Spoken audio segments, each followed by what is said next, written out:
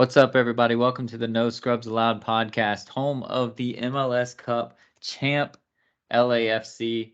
It's super exciting. Hey, Seal, how are you doing? The video kind of froze when my recording started, but I'm expecting it to just kind of pick up. I don't know, but how are you doing? oh, I'm doing good. Oh, there it Nobody goes. gives We're a good. fuck how I'm doing right now. Honestly, everybody wants to hear about you and your experience and how exciting is it to. I mean, you went through it as a Dodger. We've I been through it wasn't as at any Gators. of those games though, which Yeah, was, but to actually of go course, through it there and have this literally be probably the most stressful. What was that? 40 minutes real time of your life.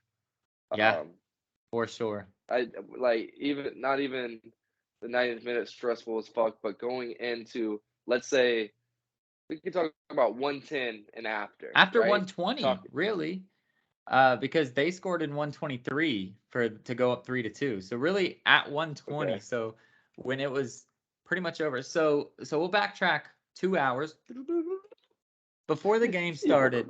Me and my buddy Jake, who we share the tickets with, um, we were talking through scenarios because we were on the metro coming to the game, and we were like, "We're the better team than Philly. The only thing we cannot do is go to PKs with them. If we go to PKs with them, we will lose because Andre Blake is the three-time goalkeeper of the year. We talked about it, blah blah blah.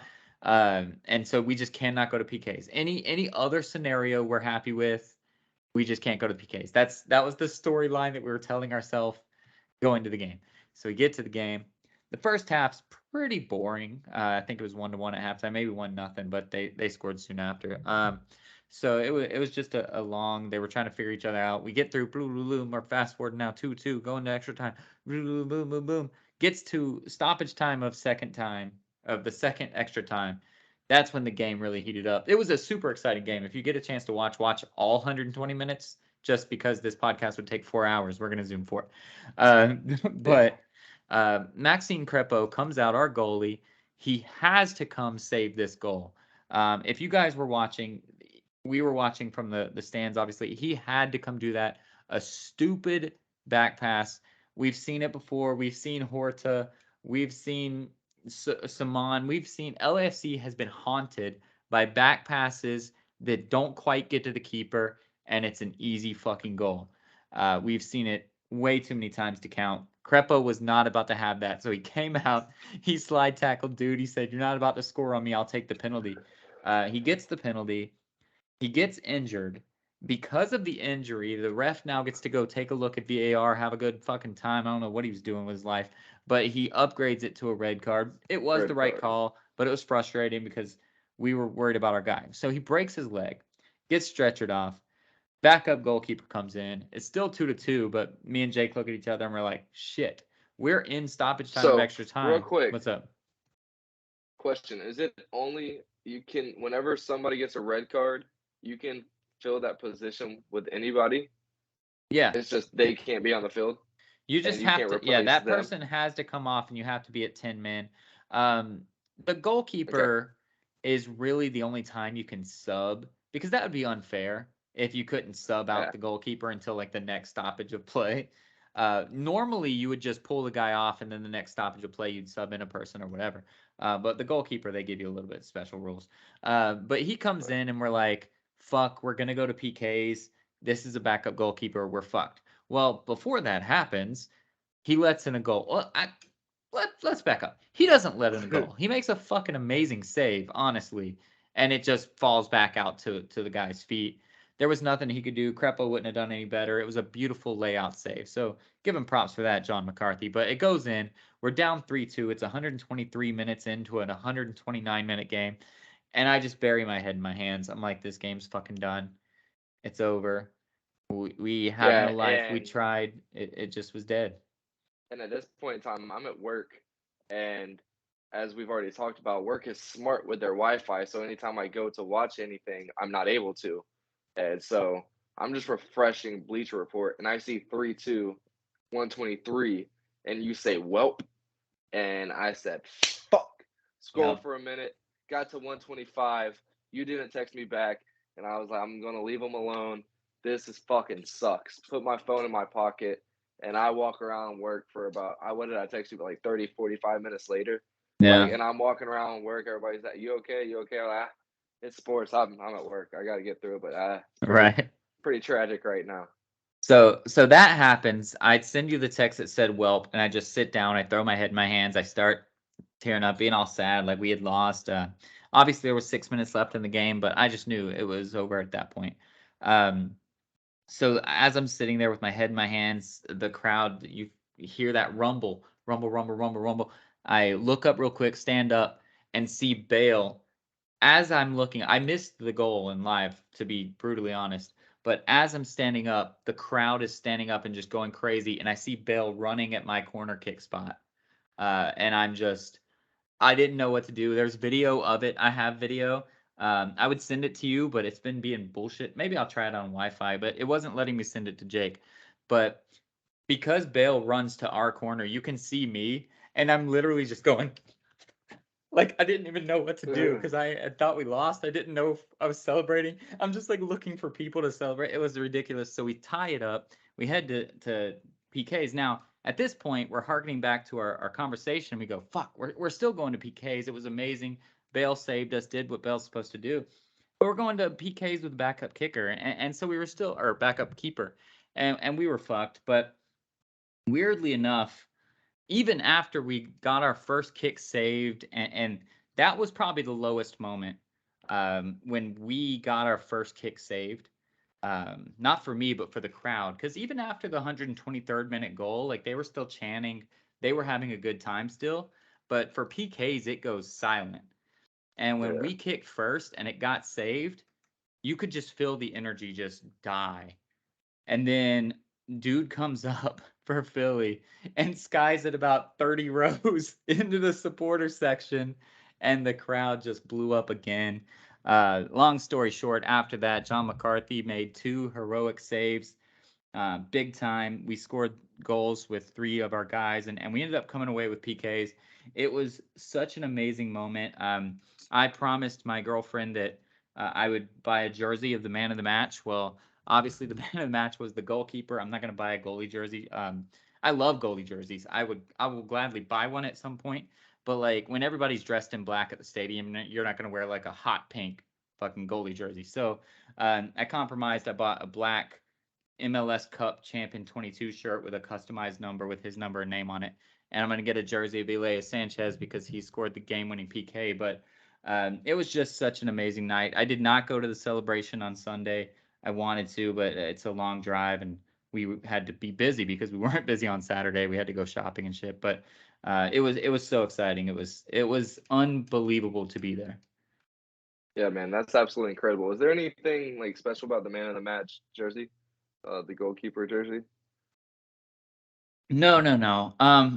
You were I just gonna just buy the jersey of the I was just gonna buy the jersey of the person that got man of the match, just as kind of like a tribute to him, because obviously like if you don't watch soccer, when you have the jerseys, you have these logos, right? And for yeah. every championship you win, you get a star. So I have to buy a new jersey because now that we're gonna have a star, and so I was like, I'm gonna honor the star with the person that earned us the star. So that was really the only reason I wanted to go with the man of the match. Yeah. But And real quick, let's talk about that because I was when I rewatched it because like we already talked about, I was at work, so I had to rewatch the last 30, 45 minutes of the match, and they alluded to how he was on Philly before he mhm. got to LAFC, had been there for years, knew these guys, and he's known as the PK killer. Like he is a PK specialist. He's really good at them, and like who knew? Did you guys know on that? Like I because they even alluded to as well the commentators. You rewatched it, but they alluded to like you don't know with or without the injury. He probably might have been in this scenario anyways because of how really good he is with penalty kicks. Yeah, so I did not know a lot of that other than what the announcer just said. But yeah, I have known in the past of goalies that will get subbed on in the 120th minute just because they want to be there for the PKs. I didn't necessarily know that he was one of them. I didn't know he was from Philly. Literally, when Crepo was injured, that was he was down probably what 12, 13 minutes or so. So the Forever. crowd is trying to figure out what to do. I'm researching the backup goalkeeper because I was like, fuck, we're going to need a backup goalkeeper. So that was the first time I had looked up his name at all. I had to look up our rosters, find that it's John McCarthy, search John McCarthy, got the wrong name for obvious reasons if you watch UFC. I was like, fuck. So I'm like trying to find soccer goalkeeper John McCarthy. I finally find him. I see that he's from Philly. I turned to Jake and I turned to the dude that was beside us, who was really super cool. Shout out to him. And I was like, yo, he's from Philadelphia, born and raised in Philadelphia. He went through the club academy of Philadelphia Union. Yeah. And we were just thinking, we were like, maybe we didn't know he was a PK specialist or any of that, but we were like, listen, they practice PKs. Like he might know which tendencies these guys at least have to go right, left, or otherwise. But no, to answer your question, I didn't know any of that shit. I Googled it while Crepo was down with a broken leg to even try to figure out who he was. So, but it's super cool that he was from Philadelphia. I don't know if he knows any of those players. I don't know the years, like when he left, when they came on, things like that. But obviously, he grew up in the academy. He played for Philly for, I think, 3 years and then came out here. So, but this is the first time we've had him, and I'm excited to have him. Yeah, it's awesome. A lot of things happened. We got rid of my favorite goalie uh, to make way for this guy to break his leg, unfortunately, to make Yeah. way for a PK specialist who, I mean, whenever, what's his name, Block A? I saw Blake on the back of his jersey. I don't know what the fuck you are saying, but they dapped it up and hugged each other when the ref was coming up to talk to Yeah. them. So I feel like he probably did work with them a lot and probably was out there knowing their tendencies and stuff. And man, what a hell of a game! And this is something a lot of true soccer, like football fans, hate the fact that the conferences and hate that there will not be a Carson and LA like Right. final. There's not going to be a Seattle, LA, Portland, Seattle for that matter. We're not going Right. to see those, but this was probably the best MLS final that we will see until that day comes, because there's all that tension, all that build up, all that just storybook finish that'll come with those finals if that does ever happen. It should happen uh, sooner than later, I feel like, but in the American way that is conferences, it's Right. going to be a long, long time before that happens. But maybe, who knows? But it was fucking amazing. The best teams all season long ended up in the Yep. final. That doesn't happen a lot, and when it does happen, it's a boring fucking time. I tell you that. Right. And this was absolutely insane, incredible. Um, Wish I wouldn't have been at work, but 4 in the morning, baby girl was getting mad trying to go to sleep, and I'm hooting and hollering. It was absolutely insane to watch. I am so And happy you were able to be there, dude. for sure. And this part is way easier to say as the winner. So if I come across as arrogant or an asshole, I don't mean it. I do mean it genuinely.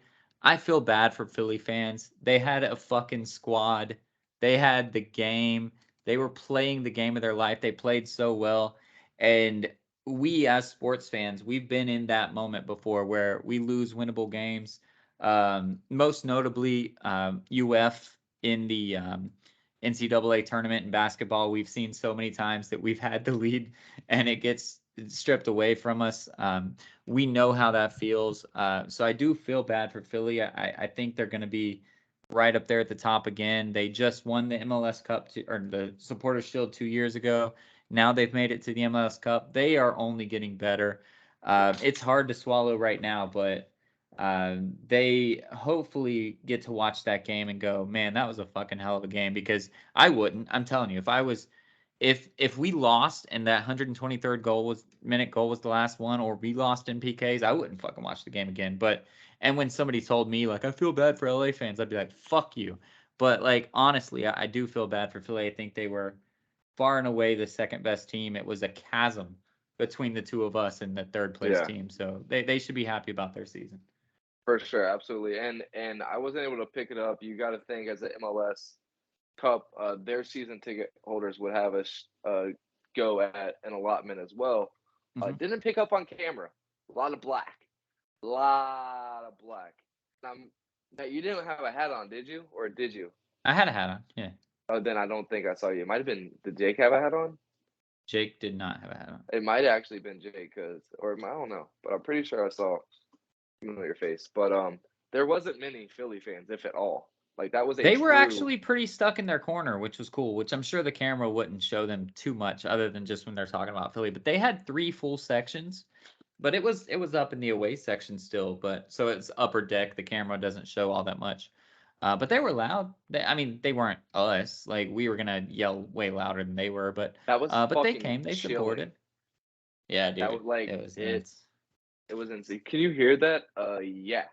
I just wanted to I make sure because it was so deafening loud there. I was like, can you guys, does it translate to the camera? Is all I oh, wanted to know. Like, dude. So yeah, like normally you've seen soccer matches and how it's mhm, kind of faint in the background, and all we have to do is talk like this as announcers, and you can hear us.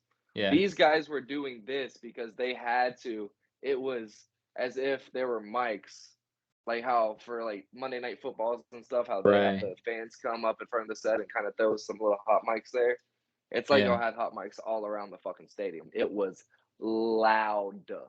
Yeah, It it was was really cool. It insane. was really fun. And when And then Bale they bring that scored, Super Saiyan up. That yeah, dude. was When Bale scored, the roof came off the place. I mean, it's not a roofed arena, but that was the loudest I've ever. The start of the game at that point was the loudest I've ever heard the stadium.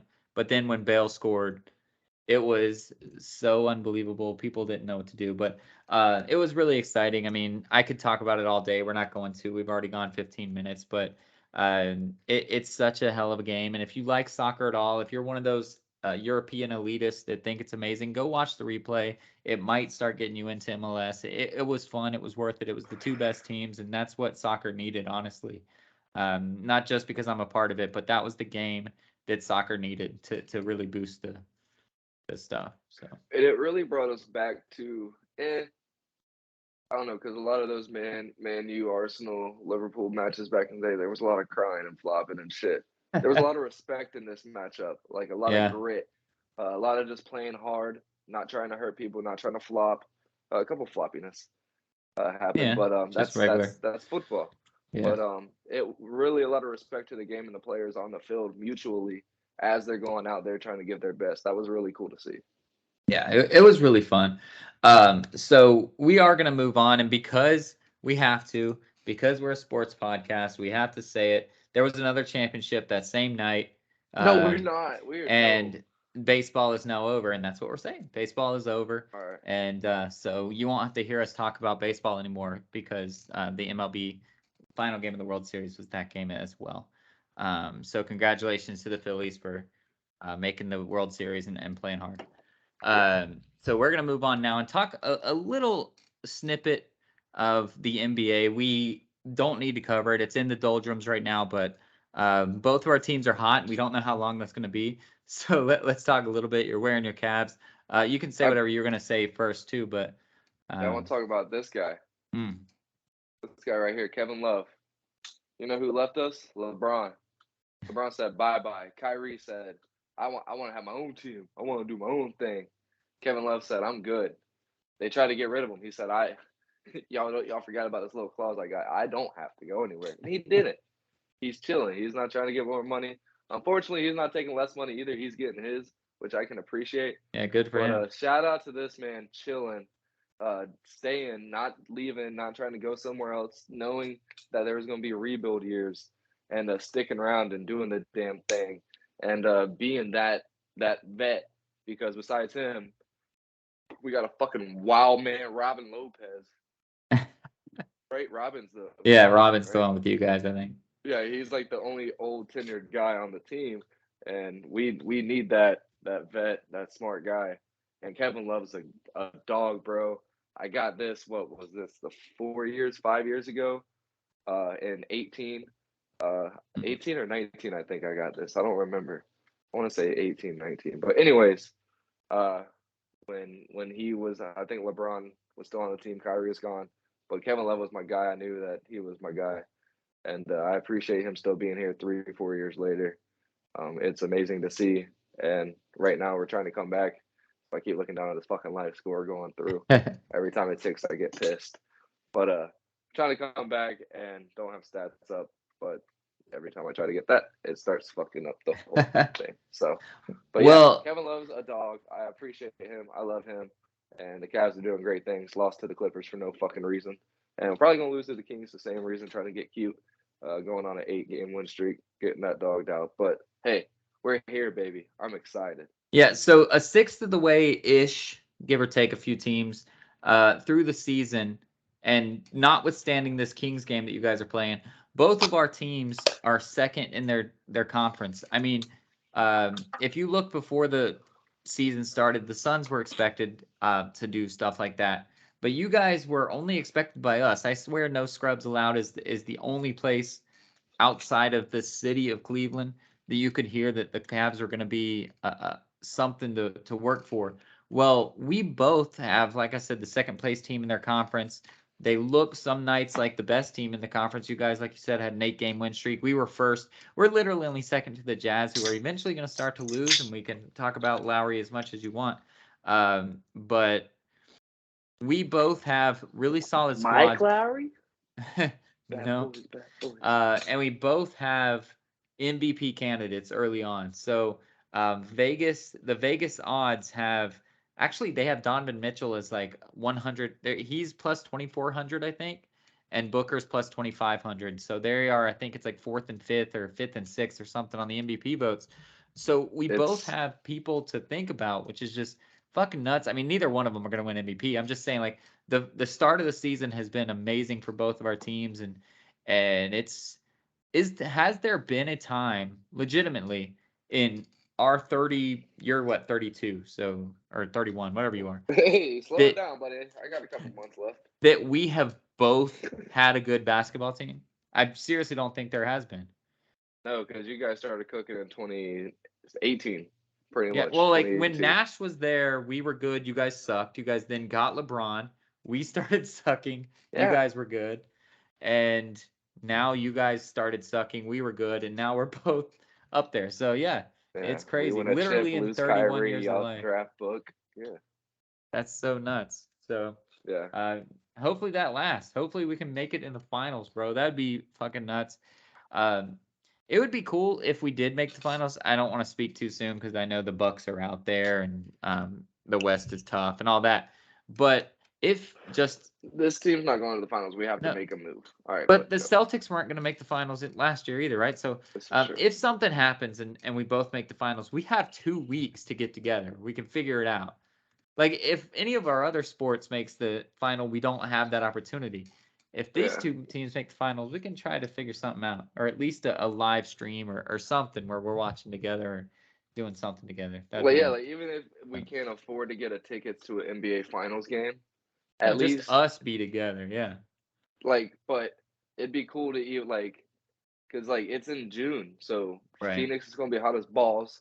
So maybe meet Yeah. in Cleveland, and they have the park. We can watch the game at the park, one of the games at the park, and then if it's a back-to-back, live show the next one, something like that. But dude, that'd be insane, man. That'd be absolutely incredible to be able to do something like that. We'll see. Let's make the finals first, though. I don't care too much about meeting you as much as us getting back to the finals, and I'm sure you feel the same way. We'll meet up in a couple months before that anyway. So For sure, that'll be fun. So let's move on. Like I said, basketball still got a long way to go. College basketball has a shit long way to go, but UCF sucks. Sorry, guys. But for what it's worth, UCF did lose in double overtime to UNC Asheville. Really fucking sucks. But they have a freshman, Hendricks. He's a stud. He's fucking good. He's gonna be good. Let's hope he doesn't enter the transfer portal and go somewhere else, because he's gonna have eyes on him. He was dominating the whole game. He ended up fouling out in second overtime, and that's what really lost us the game because they were able to pull through. But he hit the buzzer beater to force the second overtime. It was like on a weird missed layup half pass thing, and he just put it up behind his head and forced double overtime. He hit a shot in regulation that put us up by 2, but he did it with like 17 seconds left because he's a dumbass. And the other team went down and scored. But those are the freshman things that he's going to get rid of at some point. But he's a no, stud, so look out for him. Is all of UCF sports? Because I know sometimes with these contracts and stuff, some go just transfer, but I think they fixed that whenever Notre Dame was trying to pick and choose what the fuck they were doing. Um, so is it all of sports that are We are going to the going Big all 12? sports. Yeah, we're going all Okay. sports. But a developing story, which is still in the works, and we don't need to talk about it because it literally is just a rumor right now. But it's also rumored that Gonzaga is looking to join the Big 12 for basketball only, which would Oh be a wow. fucking that would suck for UCF, by the way, because we would Kansas already has a stranglehold on the Big 12. If Gonzaga came over, that'd be a wrap. We'd never make the tournament again. Yeah. But either way, but Hendricks looks good. I just wanted to say that. But UCF's got a long way to go. UF won against Schitt's Creek. Nobody really knows who. It was a nobody. So Stony Creek, yeah, Stone Creek. something like that. So Hey, but it's they there. cover the spread. They're Yeah. one of the few. I think the spread's like getting like drastically beat or historically beat Yeah, right because they're now. making that shit like 30 too. It's like Yeah. ridiculous. But yeah, so to see it get covered in a win that should is good to see. But hey, it's coming up quick, bro. Coming up quick. Yeah. We're gonna start having these classics are coming up. We're gonna have our little winter classics coming. The Big Ten versus whatever's and the SECs versus whoever the fucks. It's coming up, and we look like we might have a chance. We're big, so we'll see. Yeah, we are. It's been Yeah, a it's long gonna be time fun. since we've been. Shout out. Speaking of big, just saw Patrick Young. Uh, Mm. I just realized this, but dude was paralyzed. He helped out Florida basketball kind of not sustain too much of a downtime. We had a good hope of him coming as a freshman, I think, out of Jacksonville, if I'm not mistaken. That's how I saw it. But yeah, he got paralyzed in the car crash, and he's making the most of it, doing what he can to give back. And shout out to him. That's awesome to see. But yeah, it's been about since he was a freshman, sophomore, since we had him and that crazy weird dude with the headband and dreads. Mm. Wow, looking eyed dude. But it's been a long time since we got some big folks down there. I'm excited. Yeah, it's gonna be good. And for what it's worth, UCF fans, I'm still an alumni. I still love you guys. Just this isn't the year. He But if we can he's develop a Hendricks, knight we're on good. 2K because of you guys. Yeah, Even though it's literally, the I have to wackest be courts the on there. stupidest fucking Staying a beast. squad If out I'm not there. a beast, I'm going to the Wildcats because that's dope. Yeah, I have to be the stupidest squad out there, but I'm a knight. But this just isn't the year. I'm also a realist when it comes to sports. But if we can develop Hendricks and keep him around, because he's gonna want to transfer if we're like a 500 fucking team. So we got to win the games that matter, and keep him around, and we're gonna be good. We're gonna be good in the future. We might even be better this year. I mean, we had 2 or 3 injured guys. Our stud, our all conference first team preseason, blah blah blah. CJ Walker, he was injured, so we will have a better team, but we're not going to beat the Cincinnati's and Houston's right now. But next year maybe, and maybe they'll make me eat my words. I would love to do that in a couple of months. So let's move to football. Football. Real quickly, let's talk about the pros because the pros are happening, and we are 2-0 this week. Or last week, I Damn guess. right. Both of our teams won. Both teams kind of looked like shit shows for a solid portion of the game. But we both came away with victories. And luckily for both of us, we play in shitty divisions. Yeah. So we both still have a shot and we can talk about it. And it's a funny meme that I saw because they showed the Buccaneers are 4-5. The New England Patriots are 5-4. The Bucks are first and the Patriots are fourth in their division. So it's just crazy that we're playing in such shitty division. But we'll start with the Bucks, because they are the favorite to win the division. And you got to think, regardless of how shitty they are, which they are, we have to be able to still coast that division. I've said it all year, and I've said it even watching us be shitty. But the Panthers want to lose. The Falcons, man, I don't know with them. And then the Saints are done at this point. I don't think they care anymore. So like we still have to be the favorites now. The question doesn't come with are we the favorites to win the division, but if we do win the division, we give up all our draft picks, blah blah blah, because we're winning the division. we're going to have to host the Dallas Cowboys probably, unless the Eagles kind of fall off. But we're basically hosting whoever finishes second in the NFC East. Yeah. Is that something that we should be worried about, and we're just trying to have a good time? But we've already beat Dallas, man. And I don't. They're good, but come on. Is this week 1? Come on. This We're isn't not week scared of 1, them. dog. Y'all aren't. Y'all had hopes going into week 1. Y'all had ambitions, and the Cowboys really thought they were still the Cowboys. It took that getting hurt Right. for them to figure out they actually do have a squad. If Cooper Rush can do it, then they can probably Yeah. get it done as well. And they've figured out they actually do got a good team. I don't think they ever knew that. They always just believed in the hype and just figured so. Like, hey, the media says it. Now they Right. fucking know, and that's like right. That's a bad thing. Like, there was a point in time when Michael Jordan wanted to be great, and then he figured out he He was might be great. great, Yeah. and then he knew he was great. And at every point of that, there was a different like monster that awakened, and it's Mm. the same kind of thing. So they know that they know that they're, I don't want to say great. They're a really good fucking team, but they can be great and they can go on a run. And if Philly drops 2-3 games, who's to say the Cowboys lose another one? So I mean, it could get scary over there. But yeah, I think just in saying that, you have to be worried about whoever that number 2 is coming out of the East, if that is who you're going to be facing in Tampa, because That's what it would have that to be. I can't. I mean, obviously, there's still a shit ton of games to be played, but I can't see another scenario because there's going to be at least two NFC East teams in, and whoever wins the NFC South will be the 4th seed. They will be the shittiest seed. So yeah, I think that's the only chance. But um, we have Tom Brady, man, and as bad as he looks, he's still Tom Brady. That I reckon back to the Denver Broncos when they had Peyton Manning, and Peyton Manning looked like absolute shit. They said, listen, no, granted, their defense was better than ours. I'm not trying to say that we are them. But every time people talked shit about their offense, they said, you know what, we have Peyton Manning. We'll make it work. He won't make mistakes. We'll do what it takes, and we'll win on defense, and we have Peyton Manning. So at the end of the day, we have Tom Brady, and if we can set up the chance to go 60 yards with 38 seconds or whatever we just did, we are gonna believe that he can do it. So I'm not giving up hope just yet, but we suck. It's bad. we do too. Yeah, but are you And guys giving up it's hope? Because I mean, you're right there. You're what, a game behind or something, right? nah, they are 5-3, the Titans. Okay. We're 3-6. They're 3-0 in the division. That's a problem. But we do play them twice, and we play the Texans again. So Right.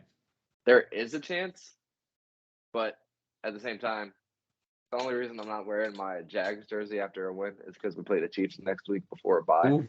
Yeah. And then we go on to playing the Titans twice. We play the Jets, who are hot. And I'm not too excited. So we'll see. After the Chiefs, they just beat the Titans. So if we can go Right. and get a win over the Chiefs, that'd be great. That'd be awesome. That would definitely get me pumping. And we can't lose on the bye week, so we're coming off of 2 undefeated weeks, 3 undefeated Right. weeks in a row. I might start getting excited and talking stupid again, like I did even after we lost to Philly. Right. You guys play close games though, and that's a thing that is And something you can do to win.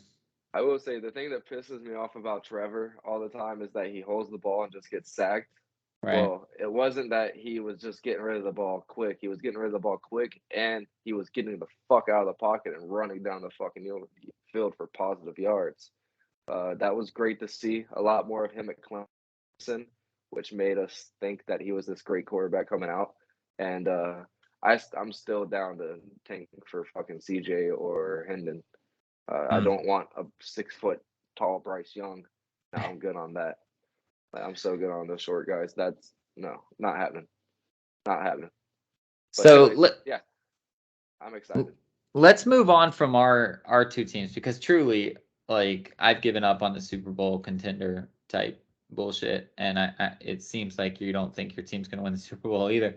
And let's talk about another team that's not going to win the Super Bowl.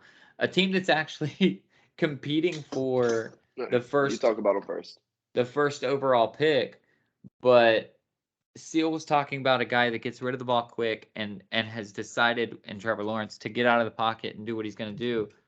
Justin Fields and the Chicago Bears might have found something.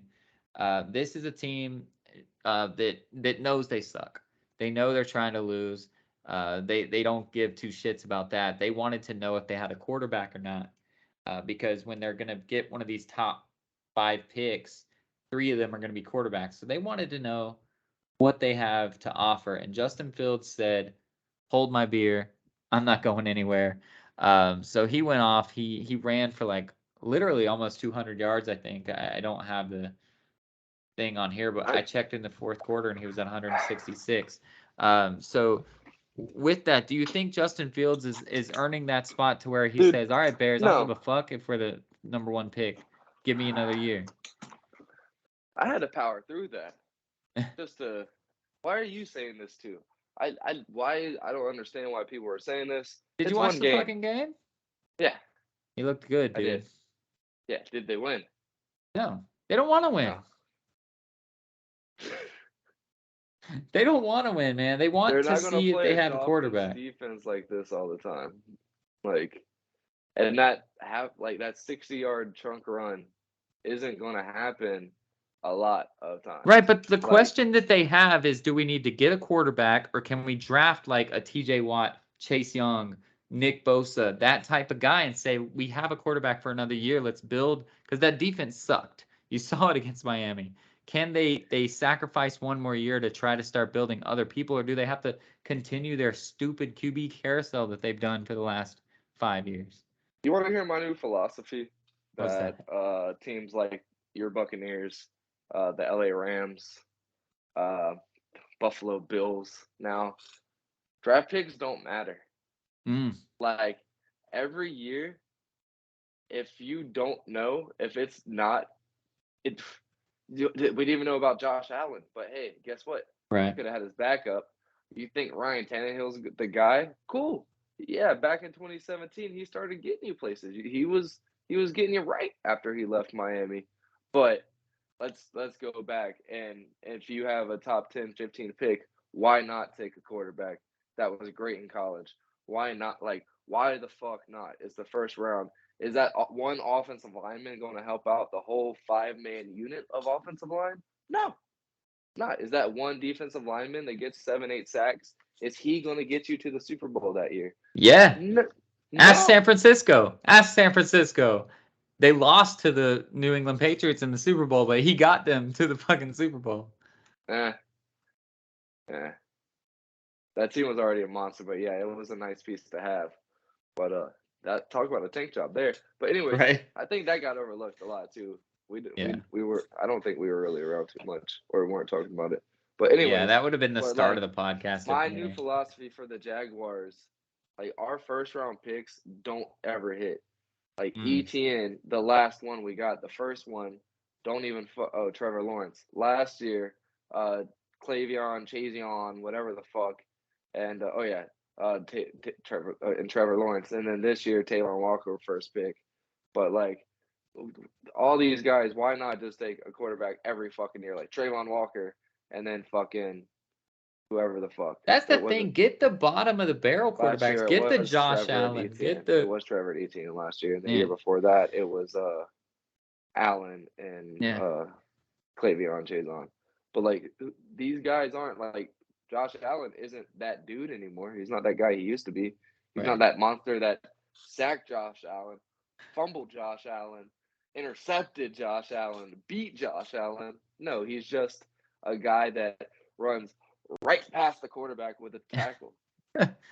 It's incredible. But if we get a quarterback every fucking year, one of these guys are going to have to stick, or we're going to have a Jimmy Garoppolo New England situation every 2 or 3 years where everybody's like, yo, can we get this fucking guy from you? We'll give you a first-round pick. Great. That's another quarterback next year. We'll take it. Yeah, but so the last – I think it should be the other way. You should just never get a quarterback because – well, I guess Pat Mahomes obviously was a draft pick, but Matthew Stafford. Matthew Stafford was a trade. Who else has been in the Super Bowl? Not counting Tom Brady, obviously, but he didn't come through the draft for Tampa Bay. He came through the draft for New England. When the Broncos that I was talking about, Peyton Manning came out of retirement or whatever the fuck he did. So let's just go Like, through our heads that drafted. Tom Brady drafted Patriots. That's done for like 20 of them. All right. that worked, obviously. Joey Burr. Yeah, but that hasn't worked yet. Like, but what I'm They went saying to a is, fucking Super Bowl. yeah, so did a lot of other quarterbacks that sucked. But what I'm saying is, like, mostly the Rams last year, right? So they used all their draft picks to one, trade for a good team, but two, grab a few pieces that they liked, and then they just went and they fucking got Matt Stafford and they said, "Come do it, bro." The Bucks built a squad that could woo Brady out of retirement and then threw all of their shit to build another team. Like, the quarterback is the most important. But we're Case Keenum. seeing Daniel Jones, not the number one draft pick Daniel Jones, but Daniel Jones, who people wrote off, and he was, what was he, like, 9th pick, 11th pick, something like that. And now he's leading currently a playoff team. You But got he's somebody Dak. you would have had to get last year. You got Dak, though, who was not a number one draft pick, leading these dudes. You got Jalen Hurts, who was not a number one draft pick, leading these dudes. You got Josh Allen, who's not a number one draft pick. You got Lamar Jackson, not a number one. Maybe it just doesn't fucking matter. Maybe you can just wait and get 32nd pick Lamar Jackson and fucking go do your thing. Yeah, I Joe agree with that. Burrow, like, is the man, but, like, why risk that? Why not just go fucking draft a bunch of people? If Joe Burrow's really the man, Cincinnati's going to suck because they don't have a good team, and Joe Burrow will come to you in a few years.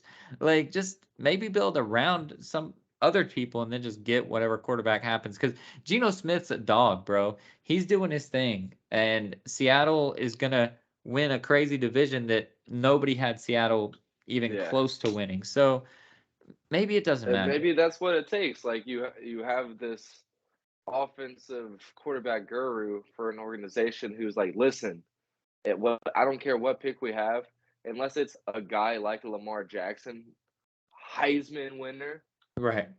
go Taven fucking Bryan, the 30th pick in Jacksonville Jaguars. Was that our live? I don't know. Yeah, I think It so. was our live. And I I'm think like, it Lamar was.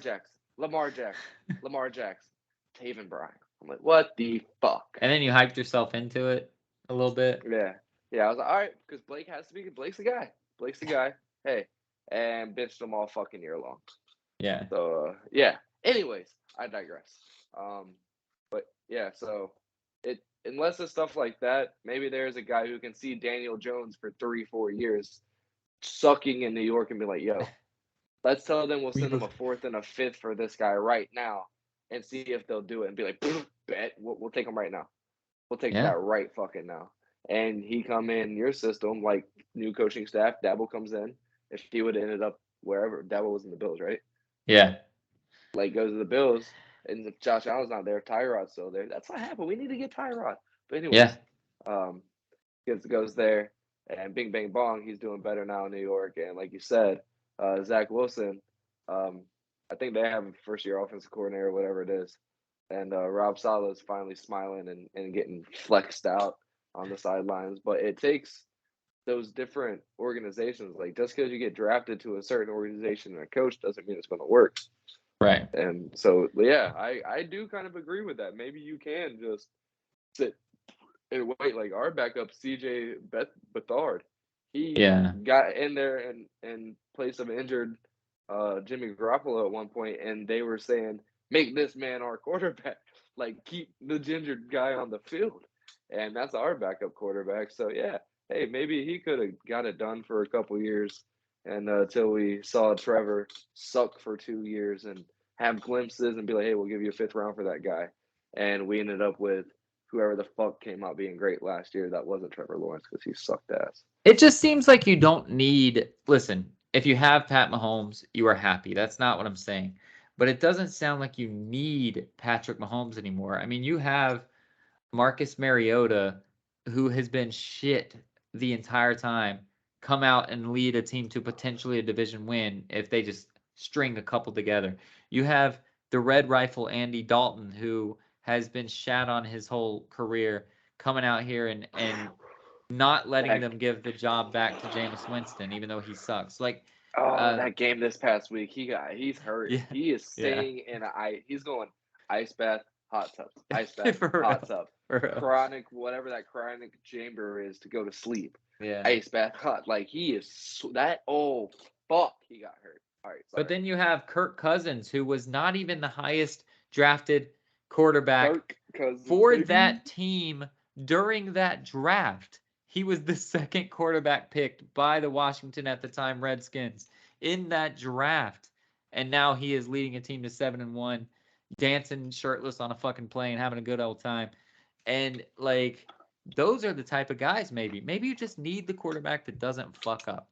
And again, if you can get Patrick Mahomes, go get him. But maybe Did you ever see you Kirk just need the Cousins guy at to Michigan State? The only reason I know he played for Michigan State is because he fucked up a lot. Like that motherfucker slang the rock and never gave a fuck about fucking up. And Maybe I think you that just confidence need the guy that doesn't care. is what like and shout out to Minnesota for seeing that and saying, you know what, we're gonna go get a Justin Jefferson with Adam Thielen, and Yep. fuck you for trying me on T.J. Hawkinson. 9 catches, 9 targets for 90-something yards. Yeah, cool. You like that? Had 2 touchdowns, but he had like 5 receptions for 50 yards and 2 touchdowns. All right, like that's a little greedy there, bud.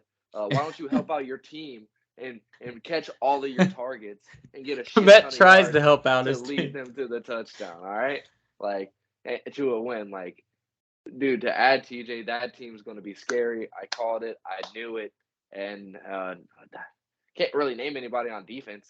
Xavier Rose isn't there anymore, I don't think. Yeah, I don't know who's on their defense. Yeah, I had no idea. Is that white safety still there? Did he retire? Yeah, Harrison Smith. He's a beast. Harrison Smith. He's Yeah, still good. he's an amazing dude. He's getting on his older side now too. Yeah. But yeah, they got some dogs over there. But yeah, that's crazy. Eagles, Vikings, the 2 powerhouses right now in the NFC, and everybody else has nothing but losses. Yeah, well, not it's everybody. Crazy, not everybody. The Cowboys and Giants are in a. The whole NFC East is good, and then everybody else sucks. That's crazy though. You have the Cowboys, Giants, and Seahawks nipping at the heels of the Vikings and Eagles. We have officially went back in time. Yeah, it's nuts. So let's move on now, because that was a long-winded conversation about the NFL that's about nothing. But let's move on to college football. We didn't even talk about the Jaguars. Yeah, we talked about them a little bit. Yeah. So let's. Last season, last season. Talk about us. Last week, we called our upsets.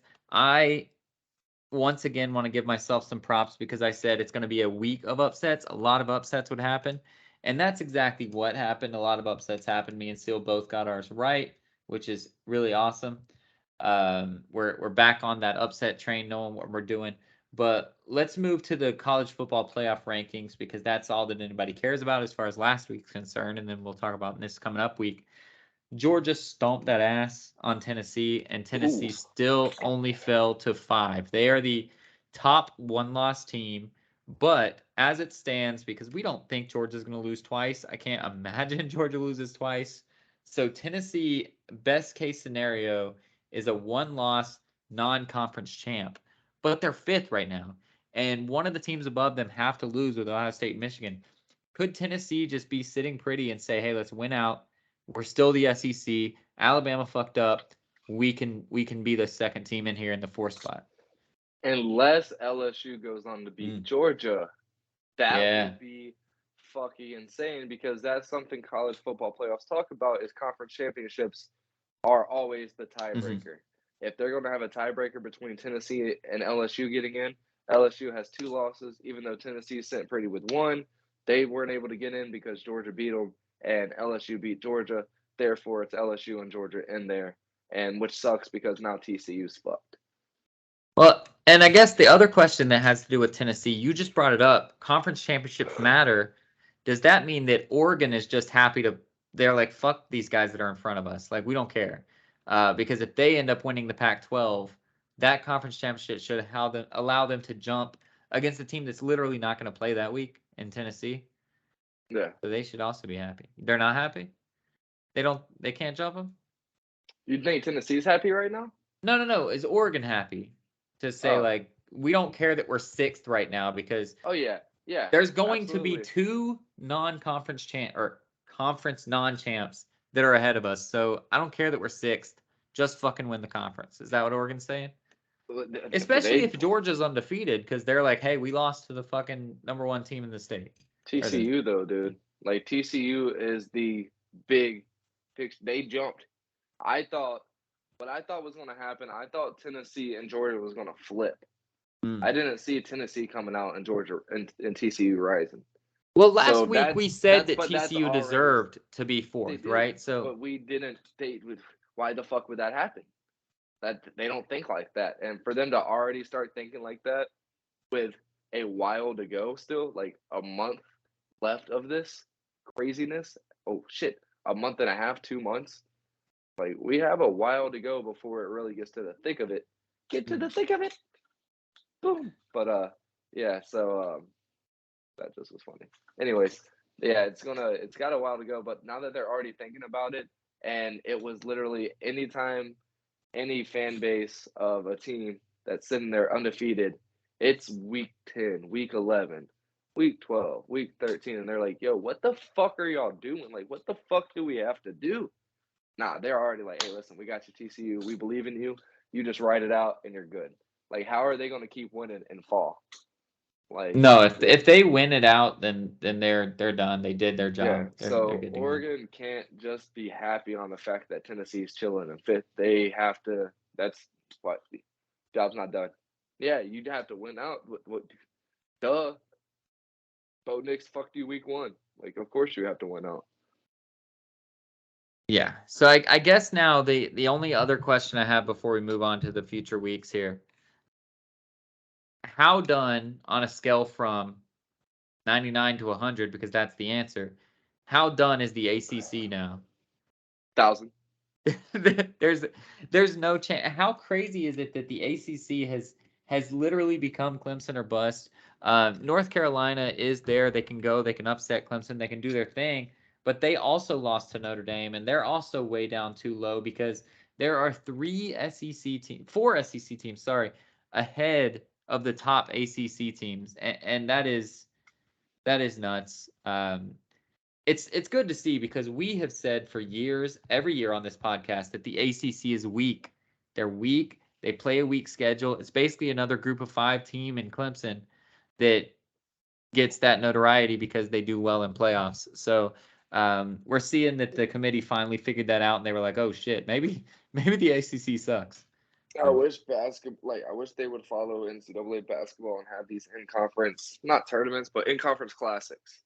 Like each year, like they sign contracts to where one year Big 12 conference champion plays the ACC conference champion, and the runner-up plays their runner-up, and all this shit happens like it happens in the NFL. Right. If you win your division, you're playing the top 2 teams in 2 divisions in the AFC. Like if you're the NFC. So like I feel like that would be way better instead of these 2 cupcake games that they get every fucking year. But yeah, it's getting there. It's gonna be fun. I'm excited for it. But do you think there's any chance that Georgia doesn't get in? Like Georgia's cool, calm, collected. If LSU is the one, like they should be. They're ranked 7th right now. They shouldn't lose again. They would have to lose twice to not make because they have to. They only lost. They do have 2 losses, but they've only lost once in conference. So they'd have to lose twice to drop below Alabama. Okay, not gonna happen. You. So they would have to lose to Georgia. Do you think there's any chance Georgia loses that game and they're not in there? If they're undefeated going to the conference championship, they will make it in.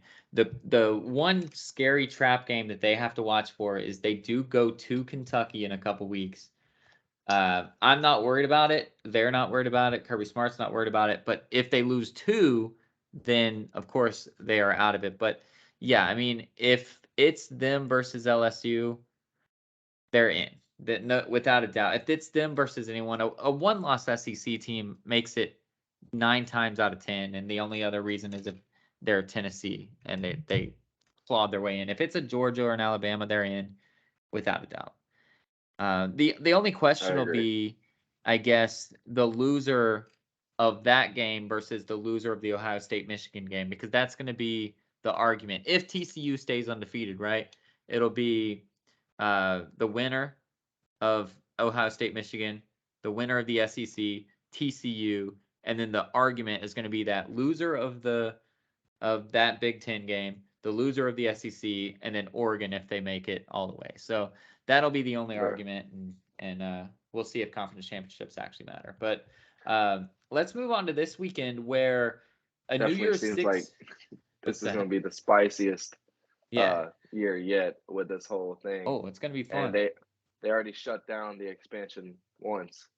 After this year, they might have to kind of expedite or fast whatever track it that is. bitch. Yeah. Expedite is what you were looking for. So this weekend is the New Year's 6 Bowl Challenge, essentially. We have our UCF Knights, number 22, heading to the Sugar Bowl to play New Orleans. To play Tulane. Heading to New Orleans to play Tulane. It's actually at Yulman Stadium, wherever the fuck that is. But they used to play in the Superdome. I guess they don't anymore. But they finally got their own thing. They finally got their own stadium. Now they're 8-1, doing shit. It's a ranked matchup, and as we know, the highest ranked group of 6 team makes it into a New Year's 6 bowl. So group of 5 team. So it's hard to talk about UCF because we don't know if it's going to be Mikey Keene or John Rice Plumlee, and we've been adamant about who that is. But I feel like this game goes by way of the quarterback. If it is Mikey Keene, he has proven over the last 2 weeks he knows how to handle this team and take them where they got to go. And John Rice Plumlee has shown that he knows how to run after the first read's not there, and he makes it look good. Otherwise, he throws it to Javon Baker or whatever his name is, and it's game over. Honestly, like, not to be rude again to Orlando, but I try to be a realist. I don't think either way UCF wins. I think Tulane's going to win. But if it's Plumlee, Tulane might win by 20 points. If it's Keene, it's going to come down to the wire. But I think Tulane's going to win and have their moment in the sun. Yeah, I agree. I don't think this is going to come down to quarterback play on UCF's part. I think it's going to come down to the defense, and the defense is just going to get roasted. We've already seen a lot of missed tackles, a lot of shit staying in front of you, and just getting by for no fucking reason. And I think that Tulane's fast, bro, and they don't give up pace. They don't give any wasted time, and this defense is going to get cooked. And the only thing that's going to come down to with quarterback play is how big of a loss this is. Again, no disrespect to Orlando and UCF fans at all. We're just realists here, and it could be close if Mikey Keene's in playing smart. It could be close if Reese Plumlee's in and he's making the right decisions, making the right plays. But at the end of the day, it's going to come down to this defense getting worn out and just getting smoked. Yeah. All right. Now, next up is a team that we never thought we'd talk about in just a throwaway game, but it is a ranked game. So Alabama heads to Oxford to take on Ole Miss. We've both been burned by both of these teams many times. So what do you think is going to happen here in this game? Ole Miss is going to get fucking rolled. Nick Saban has to be pissed, has to be angry. There's no way Nick Saban doesn't come into this game and win by 20. Ooh, I see it the other way around. I think Alabama's folding. I think they're giving up the ghost. They don't give a fuck anymore. I think Ole Miss is gonna just roll through them. I honestly don't even see this as a challenge for Ole Miss. Like, it's so crazy. Wow. I'm not gonna use them as my upset pick. But I think that they could very well be the upset pick. Ole Miss sees new life. Listen, they've already lost to LSU, right? That happened. But LSU only has to lose one more time. They have to lose twice for Alabama. Ole Miss just has to beat Alabama and hope that LSU loses one more time. So they're looking at that and they're saying, listen, if we get past Alabama, LSU can choke. They've choked before. They got beat by fucking Florida State, right? They've choked. So that's what they're hoping for, and I think they're going to come out and they're gonna roll. I don't even see Alabama maybe winning another game. They don't care anymore. They're fucking Oh, done. wow. All They're right. done. That's crazy. They're done. One foot in the grave, the other foot out the door, whatever the fucking word is. So the next. I thought it was left hand on the steering wheel, right hand. um, so the next game is a Pac-12, still not after dark. I like that these Pac-12 games are like during the daylight now. Washington, the last chance for the Pac-12 to get just shit on by their own self. They love cannibalizing each other. Unreal. But Austin Stadium's going to be rocking. Washington's heading to Eugene to face Oregon. And Washington, dude, so I never watch their games. I never watch at all. But I look at these stats, and they always have this fucking amazing quarterback that never makes it to the NFL. They had like Jake a Locker. Heisman. Yeah, they've had Jake Locker. They've had Heisman finalists before. They have this guy now. When I'm looking at the stats, he's got 3,200 yards and 23 touchdowns, just rolling through everybody. I mean, that's just Pac-12 football. But I don't know who these quarterbacks ever are, but they make it work at Washington. I don't think Oregon's scared. Oregon got new life after they got just shut down. Bo Nix has figured out his groove, doing his thing, and Oregon's going to win easily. And Pac-12 might have another playoff contender. Sadly, it's going to be Oregon again, and sadly, it's going to be the same shit that happened to Oregon last time they were in the playoffs. But they're going to win this one. I agree. They're going to win this. It's going to be pretty easy, but I don't think they have any chance in hell in the playoffs. That's what I said. It's going to be the exact same thing that happened. Oregon got beat by Florida State. What was it, No, like 63 they to will 2 or not something? go to the playoffs. They Oh, won't even make it in. oh. They have no shot at the I think they'll playoffs. make it in, and they will get absolutely rolled like they did last time they made it in. But we get to talk about that for 3 more weeks. LSU has a better chance to beat Georgia. Ooh. Okay.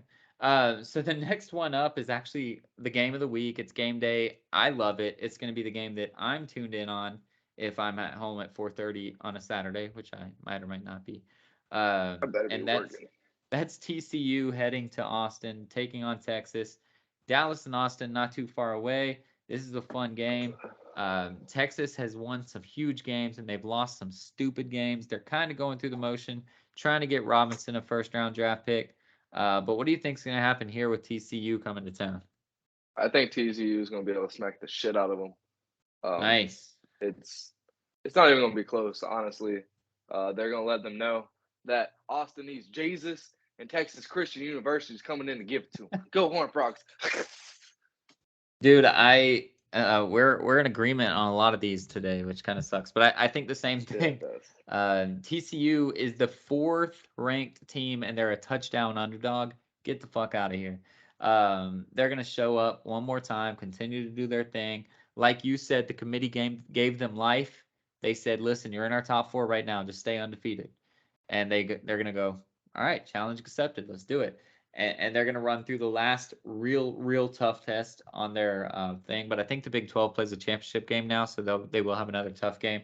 But nobody they haven't played before. So the Dr. Pepper Big 12 championship. So they're going to come out, and I think this is their last big test before then, and they're going to make it happen. So I agree with you. We agree on all of the ranked matchups, but we cannot agree on the upset. And I got to go first last time. I won again, so I get to go first again. Seal's still trying to take back his rightful reign as he thinks, but I have to look through. Once again, like it's so hard because I got mine. You got Vegas. That's cute. Vegas likes to agree with us when we think like I think Wake Forest could beat North Carolina, but they're the favorite in Vegas. So it's like I'm trying to look for something that's not also a Vegas thing. But I just picked the 4th seed to lose last week. So I also have to take somebody that's good or that's not good, but that I think is going to be a big upset. And it's hard. It's truly hard. I know you have yours. Damn it. I'm going cheap, by the way. Yeah, I'm trying not to. And because there's not anything that's amazing for me. I'm going to take the one that I already called out, which you disagree with because you already said. So I'm going to take Ole Miss to beat Alabama. It's only 2 ranks on the rank, but Vegas has Alabama as 12-point favorites. So I'm putting my biggest bet on the line as far as that's concerned, and I'm going to take Ole Miss to beat Alabama. So what you got? Damn, that makes me look like a little bitch. Hey, that's fine. North Because when Carolina's gonna Alabama lose to wins by Wake like 30, Forest. you're going to look smart. North Carolina's gonna lose by like 28. North Carolina? Yeah. Who are they facing? Wake Forest. Oh, that's right. So that's the one you were like scared that I was about to say that one, right? Hell yeah.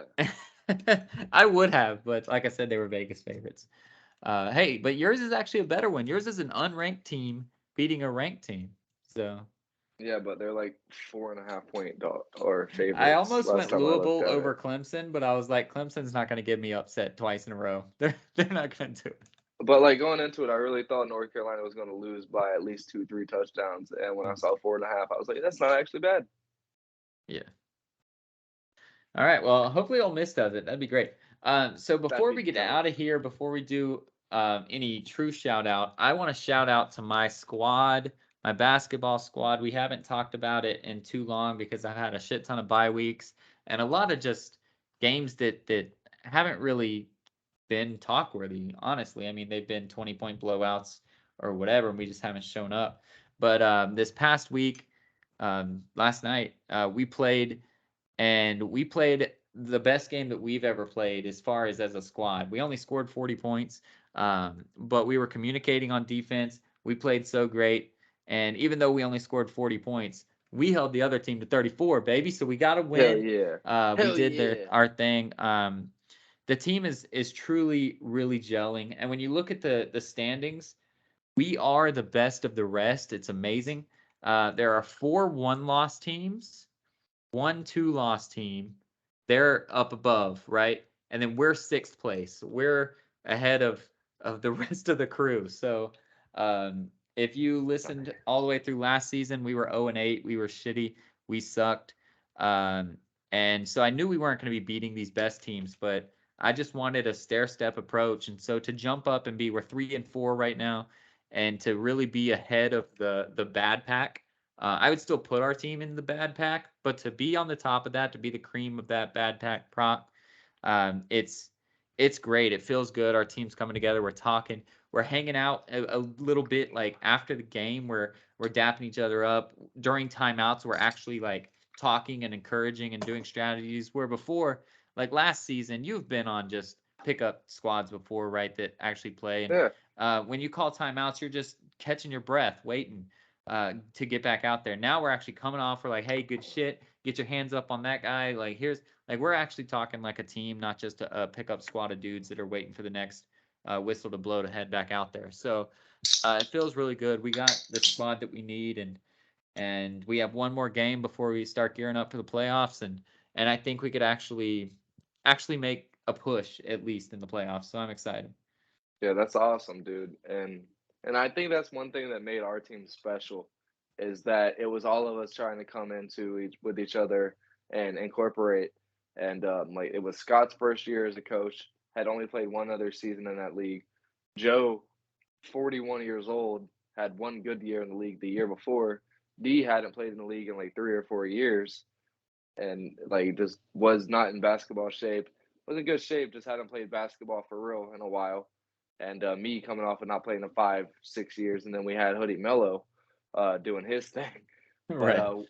and then Gannon, who was always like the eighth man on the Phillies for 8 years, for us to always like come together on timeouts and try to get better and encourage each other and pinpoint and just talk. That really helped us out. And to see you guys finally, and I know that you were always pissed off, like these just guys just aren't engaged. Like it's just they're coming here to try to get some workout in, and then when you texted them, you're like, hey, they actually have some dog in them. And I was like, all right, boy, let's eat. So they are actually starting to release that dog. It's really cool to see. And like I say all the time, the ceiling's the fucking roof. And like you said, you're not just looking for the next couple of years. You're trying to demolish leagues for a long time to come. And as long as you can get these guys, not even to look for, hey guys, like 5 years from now, we can listen, in a year, we're gonna have 2 more seasons, like in a year, and that second, third season, let's Yeah. win this bitch. Like, let's win this shit. And a big shout out to our captain Carlos. He is the fucking man. Yeah, he's Because we were dope. so bad offensively this past game, he has dropped to second in the league in scoring. He averages 24 points a game, and one guy just passed him for 25 points a game. So next week we play again. I'm gonna feed the fuck out of Carlos. He's gonna get his 25. We're gonna try to win, obviously, but every chance I get, he's going to be my guy. I'm going to try to get him. But I scored 5 points. I did what I could. Seal knows better than any listeners because listeners haven't watched me play. But I'm starting to get my dribbling skills back, and it's really great. I never was like an amazing dribbler, but I just could hold it if I needed to, which is great. So they started pressing us because they were down late in the game. And everybody kind of had that panic look like, oh shit, because we just played a press team like 2-3 weeks ago and they ran us out of the fucking gym. So everybody was kind of giving that deer in the headlights look, and I said, I got this, give me the fucking ball. And the first time, so they gave me the ball, dude comes pressing, I'm at like the free throw line coming up the court, he runs to me, I switch, do the Chris Paul butt in the face kind of thing. He slapped the ball. I switch it to my left hand and like spin the rest of the way. It looked kind of goofy. It looked like a fat white kid trying to do a spin move, but I got through it.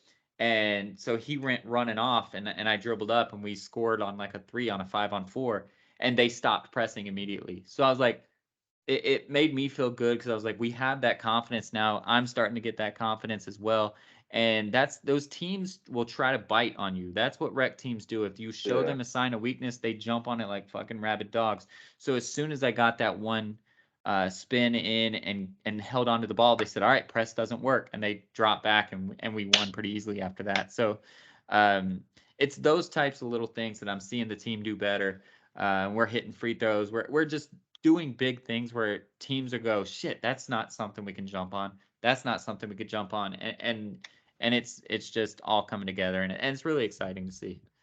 Yeah, that's So, dope as fuck. And I think something that you were always really good at, like you said, you might not have been the best handler, like never some Kyrie yeah, crossover type of guy. no, You were just always really good at that pocket dribble, keeping it close to your hip, never letting anybody get to it. And just that reflex has to get back to being able to get yeah. there. And you're gonna do it, bro. And you were always really good at not turning the ball over, smart passes, putting the ball. If it ever was a turnover, it's because I wasn't expecting it or they weren't expecting it, I or definitely you threw it might out have, of bounds a bunch because people weren't looking at me, and I'm like, yeah, oh shit. or maybe I should have ran a little bit harder than I was Yeah, because you put it in the, like, you were always put it in the right spot. You never turned it over. So like once you're able to get back, even if you're 75% of that, there's no reason you can't just be diamond everybody in that fucking league. Nobody there's 17 to 25 yeah, years old like we used to play as I know. kids. I've hit Carlos on a few nice like cuts to the layup for an easy layup behind the defender, and he'll look at me and go, all right, I got you. Now, Yeah. literally, I do that twice, and then I turn it over twice, so I'm still grooving back into it, but Yeah, it's you feeling just get good. mad at, I just remember you getting mad at me all the time. Like, cut hard, bro. Go to the fucking basket. Like, why are you cut to the basket? Yeah, Sorry, for man. sure.